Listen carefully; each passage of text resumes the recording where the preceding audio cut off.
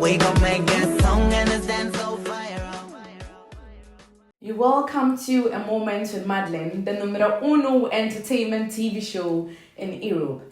And in my quest to educate, entertain, and inspire you, I have a guest today on the show whose inspiring story of ambition and resilience is as rich as the flavors she serves. My guest today is a phenomenal lady from Ghana who runs a restaurant in one of the busiest malls in Berlin, where she serves people of diverse cultures with authentic African flavors. Ladies and gentlemen, this is a story you don't want to miss. Stay glued to the edge of your seat. I'll be right back to introduce my guest for today. Yo, what up, my people? It's your boy Davido, and you guys are now watching A Moment with Madlyn. Make sure you don't touch that dial. He'll be right back. God bless you. OBO, Paris. Welcome back from that quick breather, and you're still watching The Moment with Madlyn. Ladies and gentlemen, meet my trailblazer chef, CEO of Afropot Berlin, Miss Evelyn. Eve. Thank you so much for having me on your show. I really appreciate being here and to share my journey, of course, with the rest of the world. Okay. Now we're syncing already, so it means it's going to be good, right? So tell me, how did you get to Germany? I know you're from Ghana. Well, that takes me right back again. Yes, I'm from Ghana, and I was working at the Ghana Immigration Service where I met my ex-husband as an applicant, immigrant applicant, and I, helped in facilitating his stay permits in the country, and that's how we got to know each other. And since he was German and I never got to meet any of his family before, it was about time to, visit Germany just to get to know his family. Okay. The rest of it was history. And we are here today. Yes. Wow. We want to get to know you properly on A Moment with Madlyn today. I mean, we come to Afropot and Potsdamer Platz, we see you all smiles, working hard and all. We want to know the woman behind the smiling, gorgeous face of yours. So take us back to your background. I know you're Ghanaian, you said. Like, in what type of home did you grow up? I grew up actually in an industrial's home. Okay. My father was a teacher and my mother was a trader. Okay. And she actively traded and she cooked also. So she ran how in Ghana we have these local eateries, and she ran something like that. Oh, nice. I was appalled at the time. I wasn't interested either in trade nor the cooking scene. So it's very interesting that you find yourself. Yes. I wanted to ask you if you think that kind of upbringing actually influenced your decision to go into, the food business, but you said you were appalled. So. Yes, I wouldn't think so. I wouldn't say so because I did it when I was growing up. It was how home was run. For example, we supplied kenke to kenke sellers. Okay. So we cooked kenke in a bulk production, and then we supplied it to kenke sellers. And I didn't start my business from this angle. I think I came from a completely different angle in trying to find what I do best and trying to find my purpose in life is what led me here. Okay, so it has nothing to do with what went on back home. I wouldn't link it. I wouldn't say so. I would definitely say that it just gives me a better bedrock for what I do now, and it helps also in what I'm doing now. Wonderful. Yeah. So let's talk about the genesis of Afropot. Before we even start with the story, the name Afropot, how did you coin it? That's an interesting question. It was a very endless thought process and search while trying to, pin down the decision making of becoming or creating Afropot Berlin. I had the idea of running a business while I was an employee here in Germany. And when it was clear to me what kind of business the concept was looking very different from what it actually is today. Okay. So initially, I had a different name. I think it was at the time Cookers and Diners, which my former colleagues from my former office would laugh about if they are seeing me now.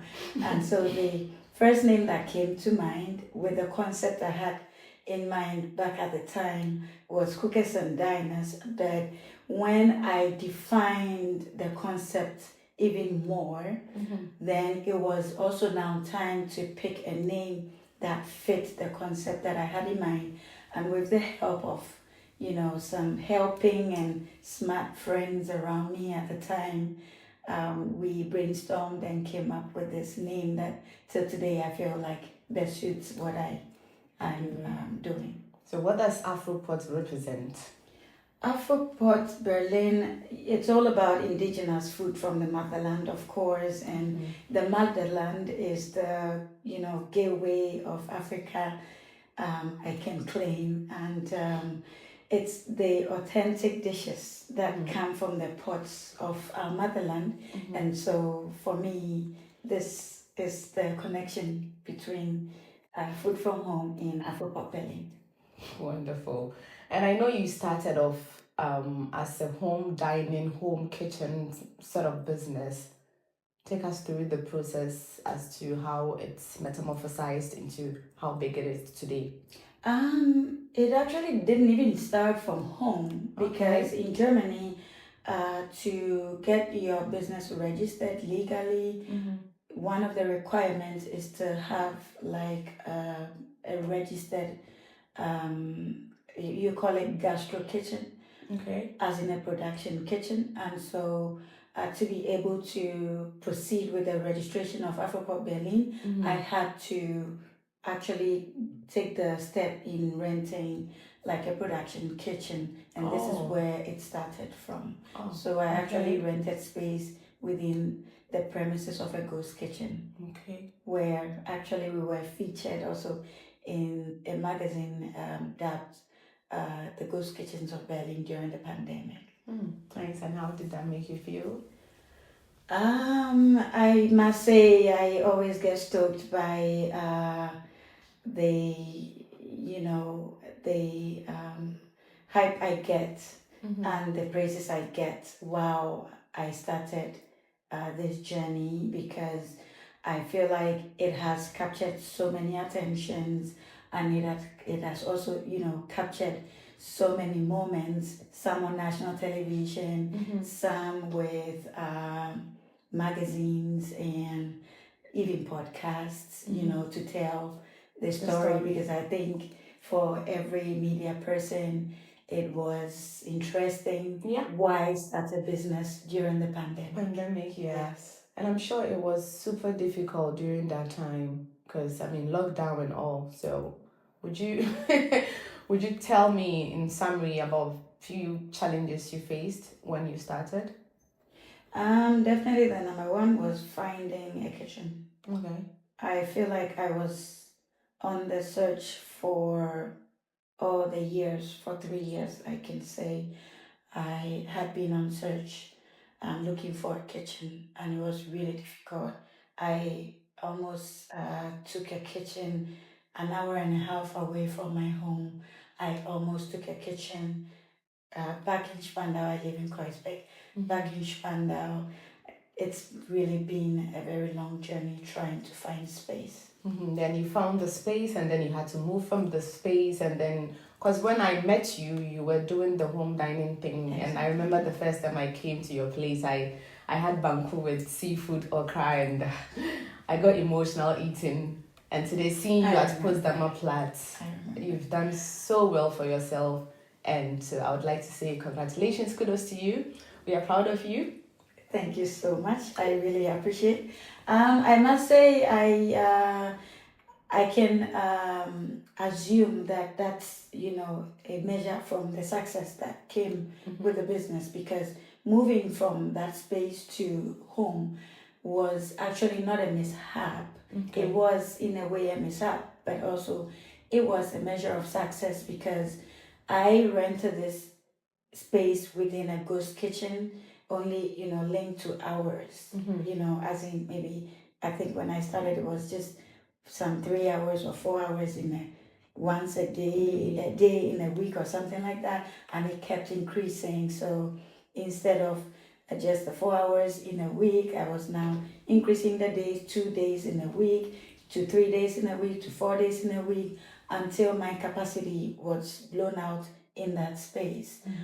So that the space was not meant for, big crowds, but the business was pulling in big crowds. So then it was time to part ways with this location. And this is when I decided, for not having found a direct space to move into, it led me to take the business home and see what comes next. I mean, the home concept was also very nice because for some of us coming there to eat, it felt like we were going back to mommy's kitchen, home setting to eat and all of that.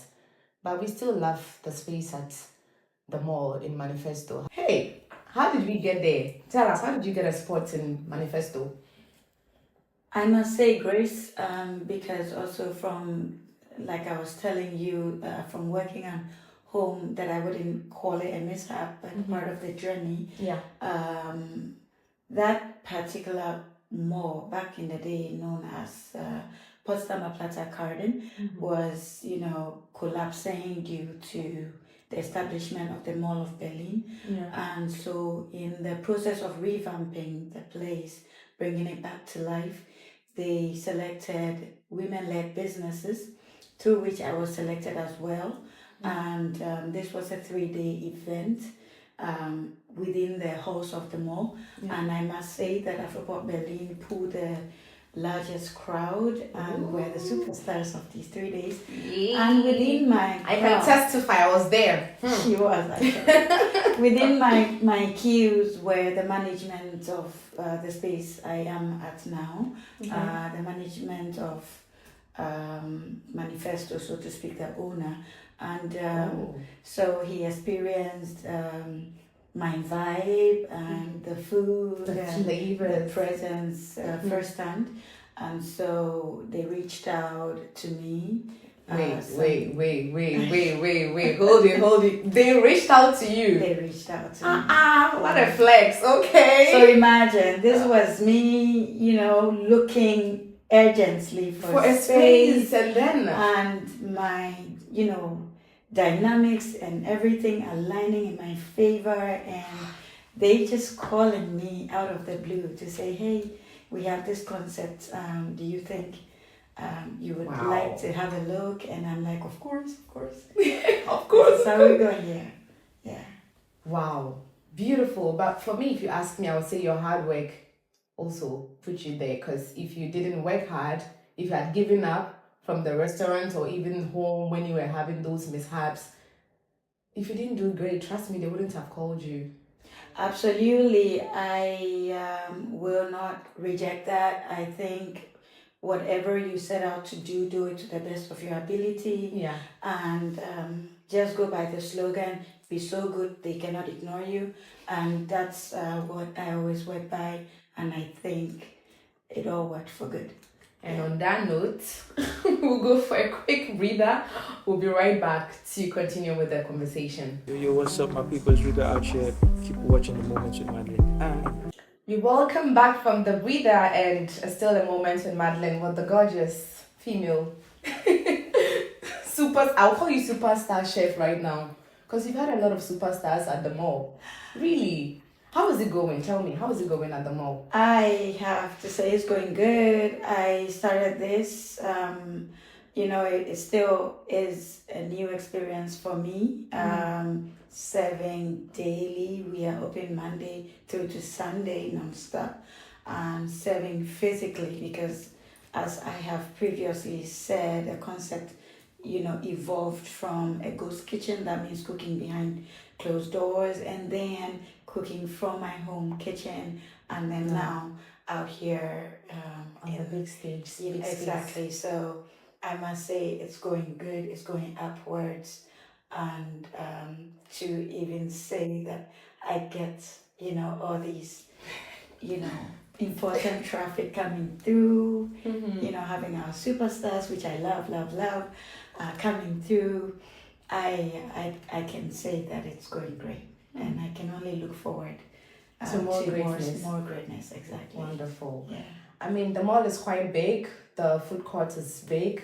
Diverse cultures, diverse foods, and all. What sets Afropot apart from the other restaurants there? Well, I have always emphasized that Afropot Berlin is on a completely different market as opposed to the 20 plus other kitchens, because my point here is we are here in Europe, we're here in Germany. This is not my soil, this is not the Afro community soil, so this is a minority market, and this already sets Afropot Berlin apart from all these other, because they are all European businesses which have already gained their successes and all that already through business, and the African community, the African market is now being introduced here in Europe. So this definitely sets you apart. Yeah, exactly. Nice. And you have, the mall is big, I keep saying that. That means people from all walks of life come in to come patronize you. You attend to different people of diverse cultures and all. How do you still stay authentic to the African flavors while also trying to please the European market? Now that's a very, very vital question, because like you say, we find ourselves in Berlin's busiest and buzzing hotspots, tourist hotspots, and so we are not devoid of tourists and Western customers, but then my journey rolls back from the authentic ports of Africa, and so I try to combine everything together, as in I need to introduce this kitchen to the European market, as well as I need to maintain the originality, the authenticity in this food market. Yeah, and so that's what Afropot represents, right? Exactly. So if you come to my kitchen, you realize my menu has items like omotuo, for example. I try to keep the soup mild so everybody can try it, because I realize the Westerners actually do love the peanut flavor. Also, you cannot cut out the vegans, and so our popular red also is something that I altered to suit the taste of the West a little bit, and yet we also offer its original option, as in gobe in Ghana is with palm oil, but the Westerners really don't like or know the taste of palm oil, so in so doing we offer both. We do red and we do gobe, just so we can have both communities on the same platform. Nice. Yeah. I think that's really brilliant. To answer your question, also to leave certain dishes authentic, like you buy fufu and light soup, there is no way that's being altered, because that's spicy as it should be. If you buy kinky and fish, it is as it should be, and no alteration. It's as original as it gets. Yeah. So from everything you're saying, you have everything under control. I try my best. Yes. So you don't have any major challenges since you moved to the big space? Challenges, every business that tries to move forward in one way or the other will encounter challenges. That's also the only way to boost your performance and to actually work on your shortcomings, because again, cooking on a smaller scale is very different. You have definitely more room to please each customer as opposed to cooking on a larger scale now, trying to feed people from all walks of life, people with halal background, people who are vegans, people who don't like any spice at all, and people who totally love spice. And so you will get some bickering from some, sides, and this is what, makes you sit up to try and excel in all windows. And so, no, we've had some challenges, but it's all part of the journey. It helps us to grow. Yeah. Nice. Boss lady moves. So tell me, how big is your team right now? When I started, it was first just me. Then, I had my oldest working team member with, and so we started working as a three-man team in the beginning, and in between I had 7 employees, and now also it's a journey, so sometimes you leave back some people, so currently they are 5 employees. Yes. Oh, 5 employees. Wow. Employees. Attending to all these people. You guys are strong. Well, it's hard work, and we have, extension of the team in mind. Okay. So with time, because it's also not so easy to actually find people that, one, work together with the team, and 2, are hard workers, and 3, is welcoming by the customers. So that's with some patience, but it's going to grow again. I mean, there are a lot of immigrants here that come to Germany and cry every day. Oh, life is tough here. For example, myself, it's not easy for me here. I'm still trying. And you have been able to build a successful business for yourself. And I would like you to just give a piece of advice to everybody that is having a tough time in Germany at the moment, because it gets depressing, trust me. And looking at the height you've reached, I think you're in the right position to, talk to people like myself and the rest watching. Because you said you were even working before you even started the business. Yes. So it means it's possible. There is a way out in Germany, right? Oh, there is. Like I said somewhere along the lines, whatever you do it to the best of your ability, and work so hard and so good they cannot ignore you. Use these as keywords, and work by. Definitely, if you have an idea that you think is commercial, if you have any edge that you think is worth putting out, my encouragement is take this, confidently and put it out there. But it's not just also about putting it out there and relaxing. Yeah. Once you put it out there, my advice to all of us, I guess because I'm still working, my advice to us is to keep pushing, to keep breaking bounds, is to keep, impressing our own selves, trying to challenge our own goals every time, never drop it.